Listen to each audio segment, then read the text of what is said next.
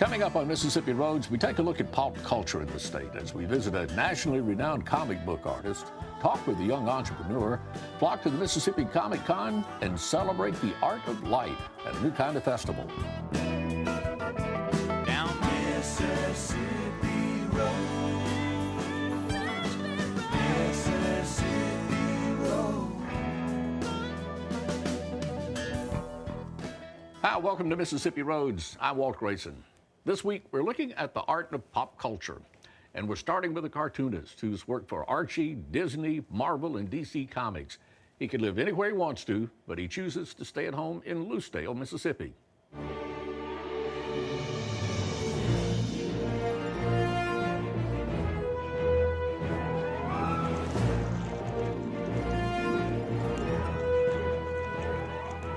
I've always loved comics and I've always loved to draw. I was just very fortunate. My love for comics and my love for drawing turned into a career. I'm Stephen Butler. I'm a freelance comic book artist. I've been drawing comics for close to 30 years now. Started right out of college where I went to USM in Hattiesburg, got my degree in art, and have been working as a freelancer in the comic book field ever since. I've worked for companies like Marvel Comics, DC Comics, Archie Comics, Disney. I also do a lot of faith-based comic book and video work.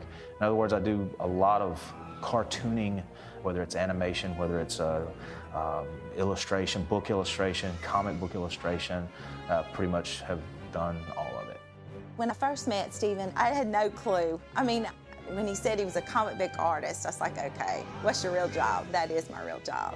And then I watched him. I would just sit for hours and watch him draw, you know, because he makes it look effortless. He's a really excellent artist. Stephen has drawn for a number of publishers. He had a really excellent run on Badger. That was probably the most successful run of that title's entire output. The first job that I got as a comic book illustrator was a book called The Badger from First Comics.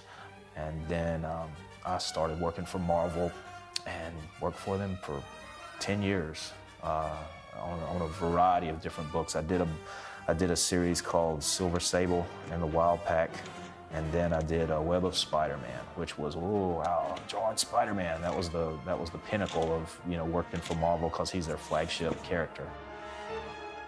Probably his most famous stint was when he was working on Spider-Man in the early mid-90s during the Clone Saga. Stephen's work was outstanding.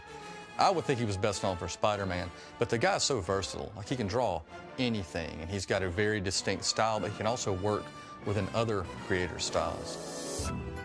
Something that has kept me working pretty much nonstop in the comic book realm is an ability to adapt my style. When I was doing the Disney work, I had to make my work look like Disney. It's called drawing on model, and I had to learn how to do that. Did a lot of work for them, like Mickey Mouse and Donald Duck and Emperor's New Groove and whatever movie was coming out at the time. Probably the most prestigious thing, I guess, that I worked on while I was doing work for Disney was the 100th anniversary of Walt Disney's birth, basically his 100th birthday, and they did a long comic book story about his life, and I got to illustrate that, and I thought that was pretty cool.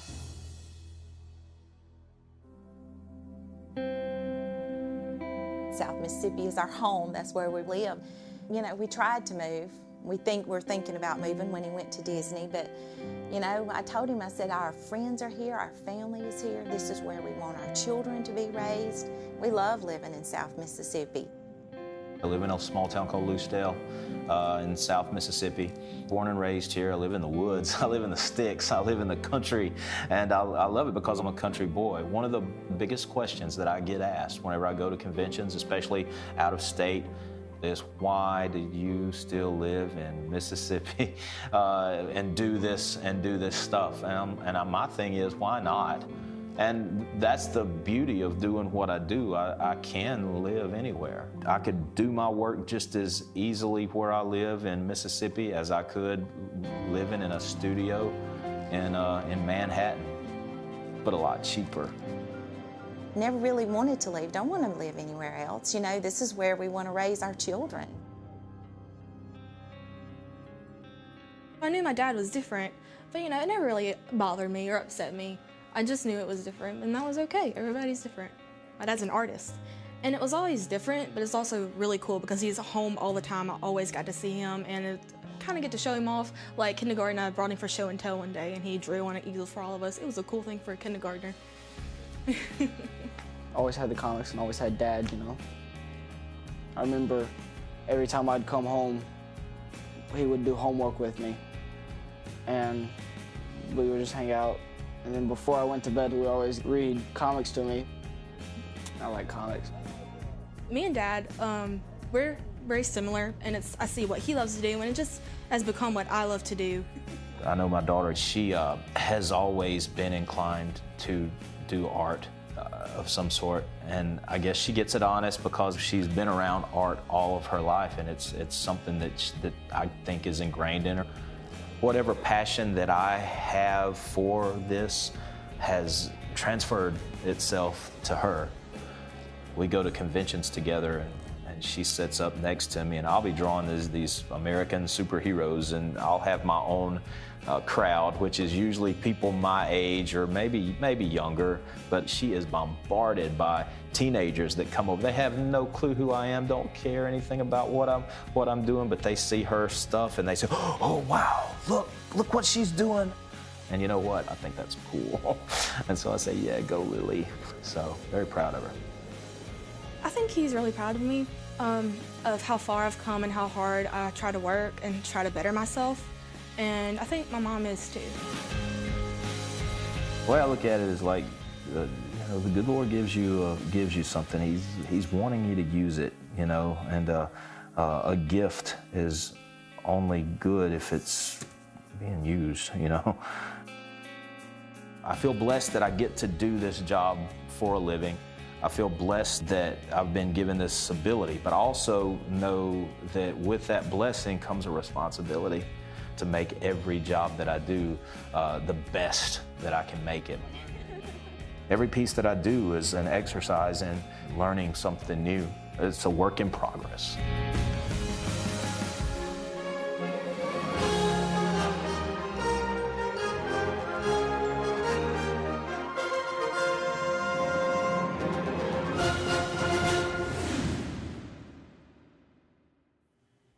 Well, in our next story, we go from drawing comics to selling them.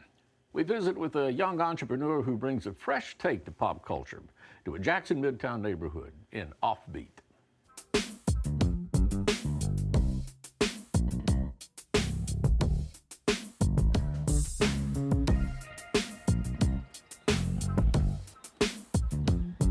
I sell records, older people like records. I sell comic books, kids like comic books. It wasn't something that was planned. It was something I fell into.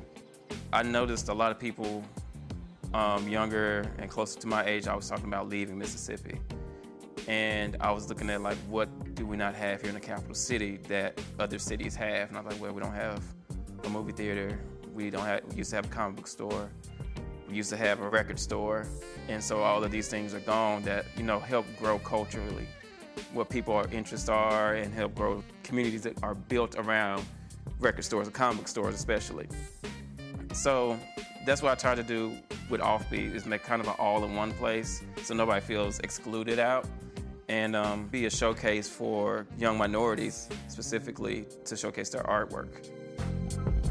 We didn't have a record player in my house. This is really weird. We didn't have a record player in my house growing up, but I remember seeing the Shaka Khan record my mom just had. So she became my favorite singer.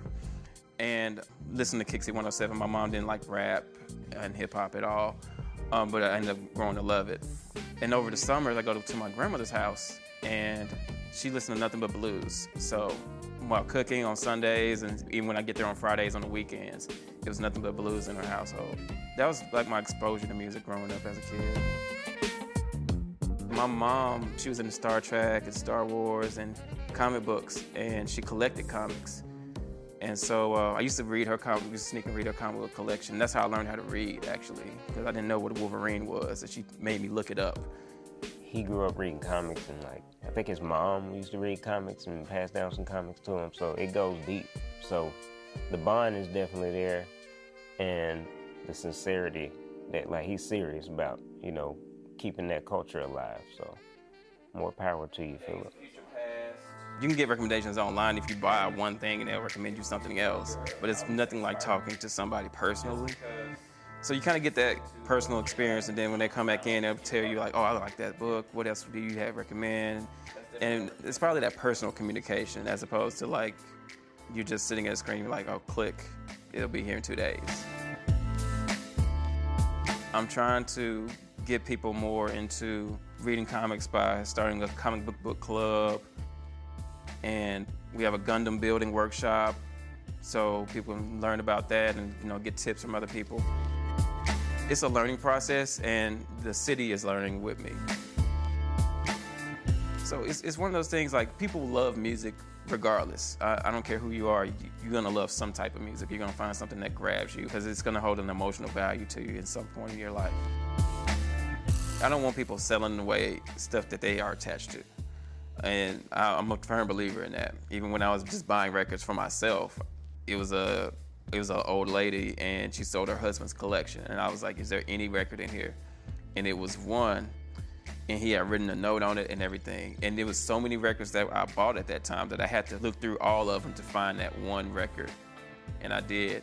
So I brought it back to her, and I bought a CD of the record and gave it to her as like appreciation.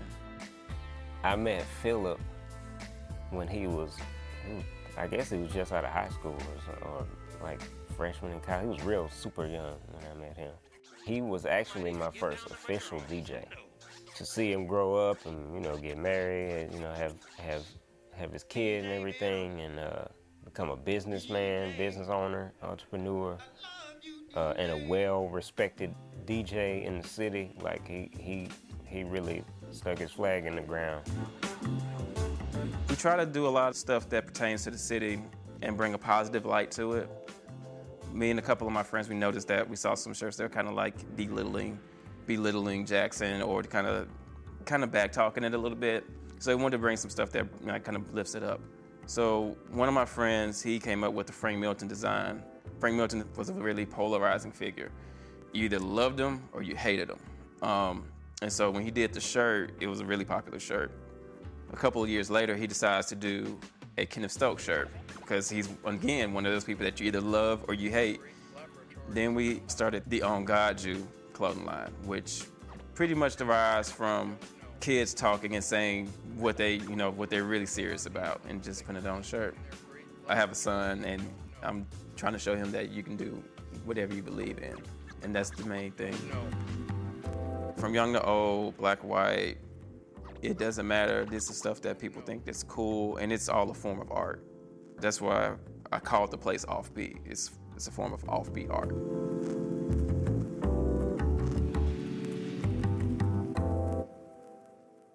In our next story, we visit with some like-minded individuals as they flock together at the Mississippi Comic Con.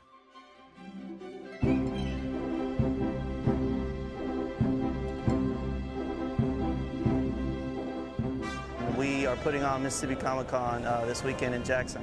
I always call it like a geeky family reunion because there's a lot of people that I only see at shows. Every time we put on one of these shows, it's like seeing a whole huge part of your family that lives far away. Everybody asks, well, what do you do for a day job? I'm like, this is what I do all day long. I just put on Comic Cons, that's all I do. I travel a lot, I'm away from my family a lot, so it's not all, you know, fun and games, but I get to see families coming in and enjoying the hard work I put into it, and our volunteers and our staff and everybody that helps us make this happen. This is why we do it, you know. You know, the old saying is like, find something you love and you'll never work a day in your life. I've done it. 2014, that was our very first Comic-Con. It was 2014. We had about 1,500 people. Now we're 4 years in, and last year we had over 8,000. This year we have 22 guests from television, movies, comic books, cosplayers. That's our guest list for this weekend, and it ranges from Jeremy Bullock from Star Wars to Walter Jones, who was the original Power Ranger.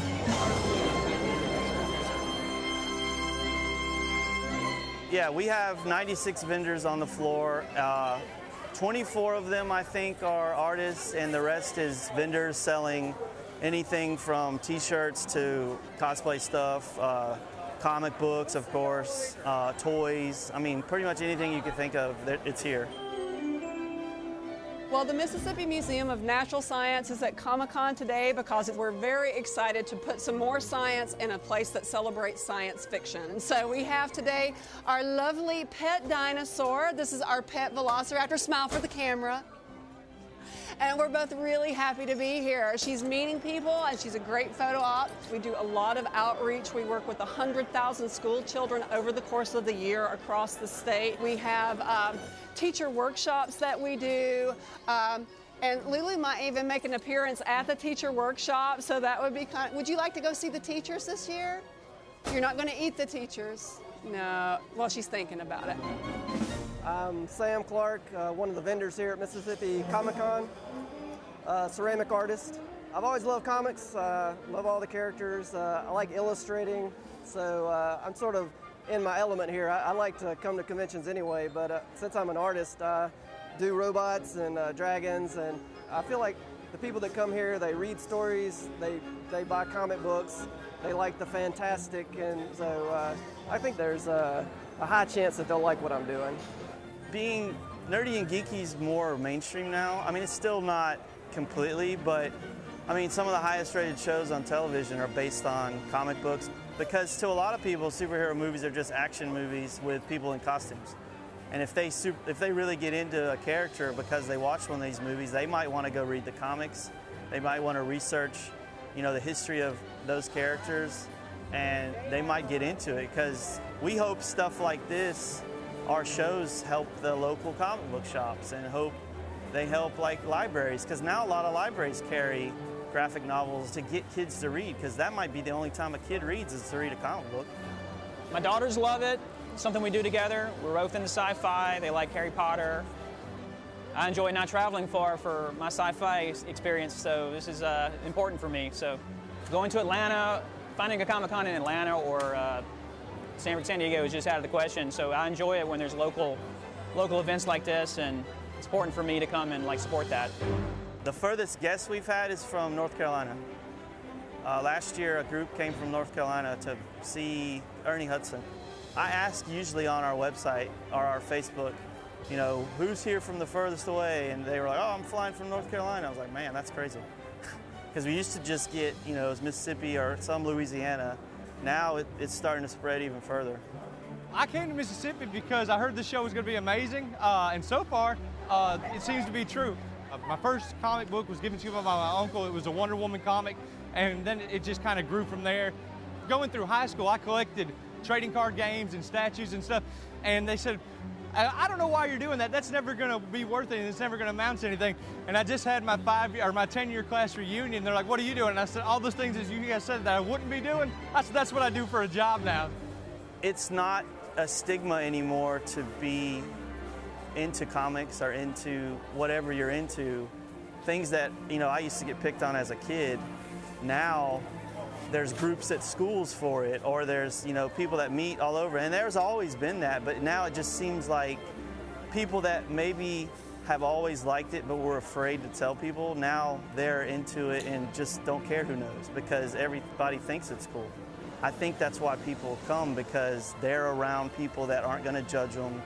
They're not going to make fun of them for wearing, whatever outfit they're wearing. They're genuinely excited that there's other people just like them. So, I mean, you can't really, that's a cool feeling. Basically, the heart of these shows is come have fun, meet other people that like the stuff you like, and maybe you'll go home with new friends.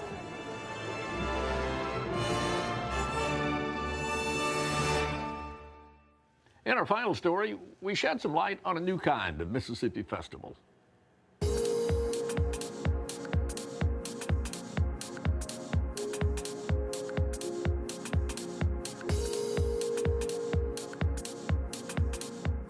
Mississippi Light Festival is about Mississippi talents. It's about Mississippi creativity. So it's people that think creatively and do creatively. And when I use the word creatively, creativity is not just a painter, a traditional artist. Creativity is also a scientist. Creativity is also a carpenter or an architect or a programmer. It's all creative thinking. There's a wide variety of people involved that come from all sorts of backgrounds, but they have one thing together that is light. It's a celebration of art and technology coming together through the medium of light, which makes a really exciting, interactive, fun space.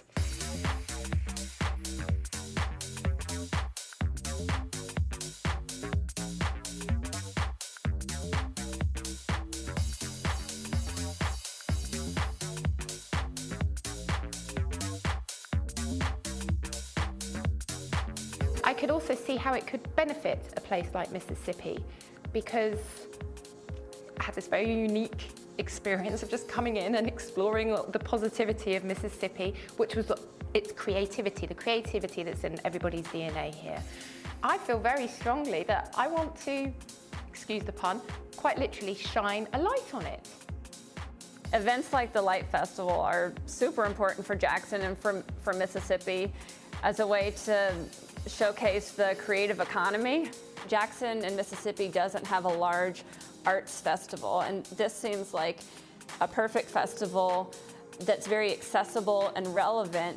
This is something that Nashville's not doing yet, Birmingham's not doing yet, but we're able to be the first in the South to really harness this. We get a great opportunity to showcase Jackson in our capital city, as well as the state of Mississippi, to show people that we're innovative, that we're creative. These days, creative thinking and doing is synonymous.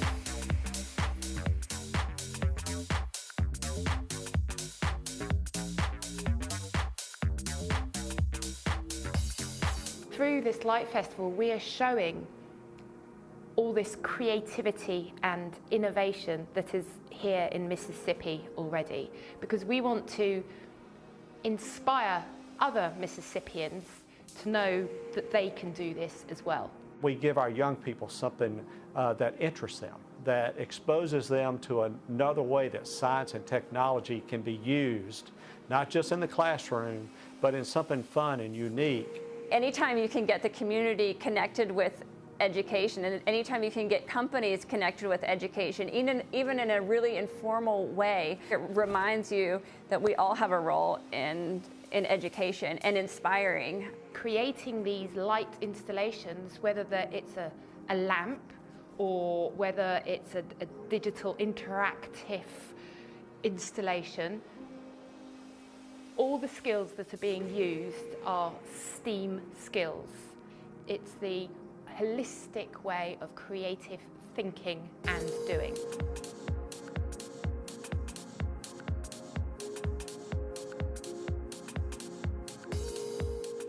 We have this wonderful, wonderful chap called Jamari, and I found out that he liked origami. So I said, can you make me an origami box? He made me a little origami box, and it was really beautiful, and his face just lit up. So Jamari has now created with us an installation for the Light Festival, which is stunning.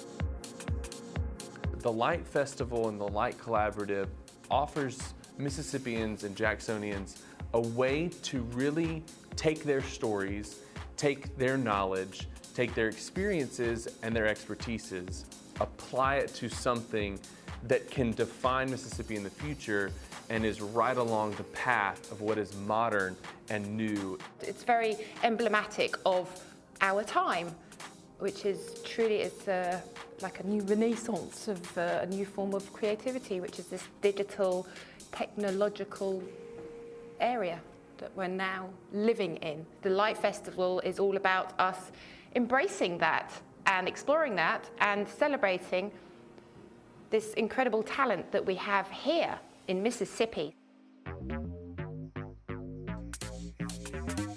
Well, that's all the time we have for this show. If you'd like information about anything you've seen, contact us at mpbonline.org/Mississippi Roads. And make sure you like our Mississippi Public Broadcasting Facebook page. Till next time, I'm Walt Grayson. I'll be seeing you on Mississippi Roads.